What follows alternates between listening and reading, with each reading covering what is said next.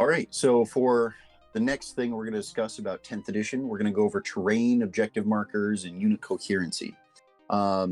This is kind of hitting a few different things, but there's a lot to take note of here as far as changes are concerned.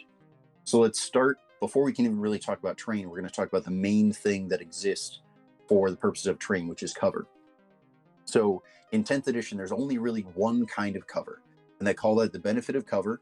And like normal, it's the old light cover that we're used to, with it adds one to the saving throws against ranged attacks.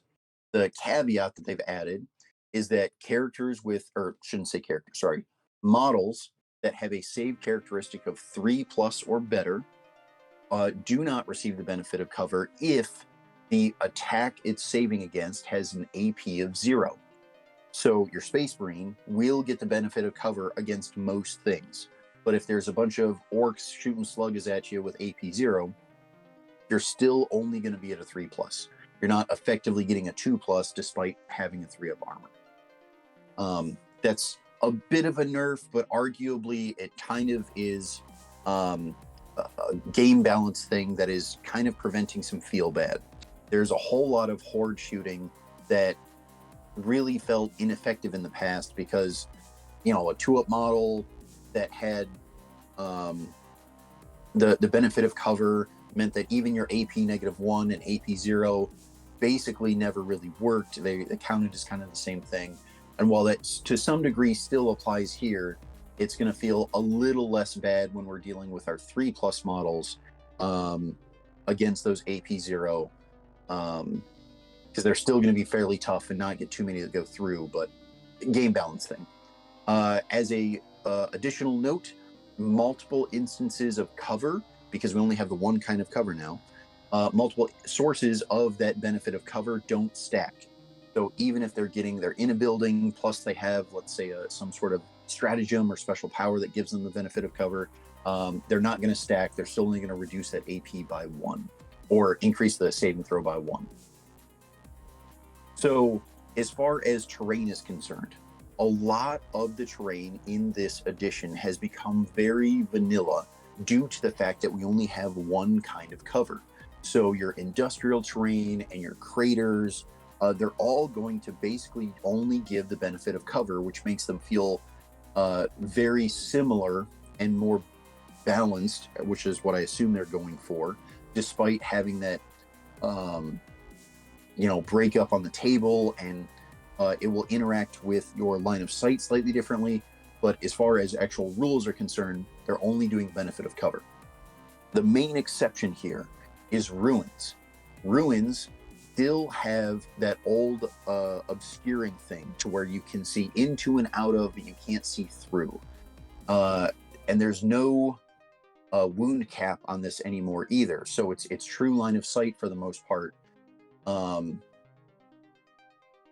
If the model's big enough and has giant wings like Magnus, let's say, or Mortarion, if you can see it, you can see it. But if, because of the obscuring rule, there's a chance that those little knights, the armigers and stuff like that, will actually be able to hide behind buildings that they maybe couldn't have before. The other thing that ruins have, and this is new to the edition, is called plunging fire. So models that are wholly within the terrain and are 6 inches above the ground level, if those models are shooting at an enemy that is on the ground level, they're going to gain an extra AP. Those are basically the two kind of exceptions, and they both apply to ruins. Almost all of the rest of your terrain is going to be the same. It's going to be the benefit of cover if you're in it, or not if you're not, obviously, but right. It's all going to be very similar. So do infantry still move through ruin walls? Yes. So infantry and beasts both get to move through ruin walls. Other things cannot unless they have the fly keyword. So your cavalry, your vehicles are still going to have to go around the building. We'll get to this later when we talk about objective markers, but because the ruin walls are restrictive as far as what can go through them, they're considered impassable terrain despite the exception of infantry and beasts being able to pass through. Okay, so what about objective markers?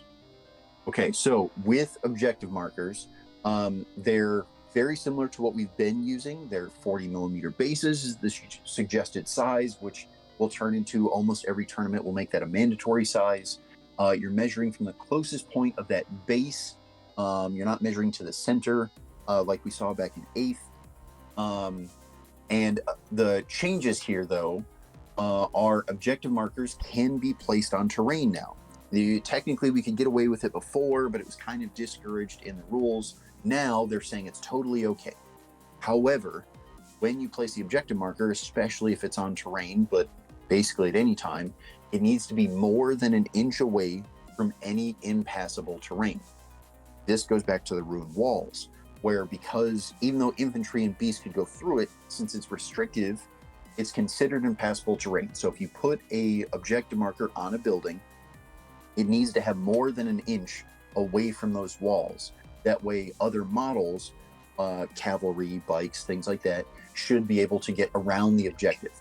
The reason this matters is because another thing that's new in this edition is that you cannot end your movement on an objective marker. You can go over it, through it, that sort of thing. And it doesn't make you measure inches around, but you cannot actually end your movement on top of it. This is, I think, kind of a nice thing because that's going to help us bring back some of those fancy objective markers we used back in the day that actually looked like something cool, like, you know, a radio tower or something that we wanted to hold on to, instead of being this arbitrary kind of circle that we all wanted to stand on top of, like we've seen recently. Right, so basically you're going to net one less Terminator on it. Yes, but as much as that's true, it applies to both sides, and it also makes it to where we can have a more fun thematic and narrative game, because now we all get to start, you know, kit bashing some cool objective markers and things like that. Cool.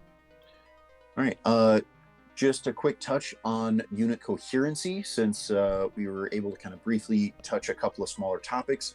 Unit coherency is effectively the same with our 2-inch horizontally and 5-inch vertically. That's what we're used to.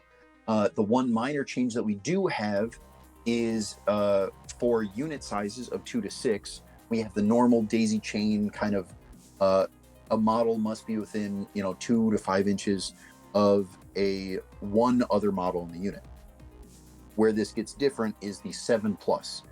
It didn't used to be 7, but at 7 models or more in the unit, now you have to have a model within 2 other models in the unit, for that kind of breaking up the daisy chain and making a more squad-based Yeah, they have more look on the table. More of a formation kind of behavior.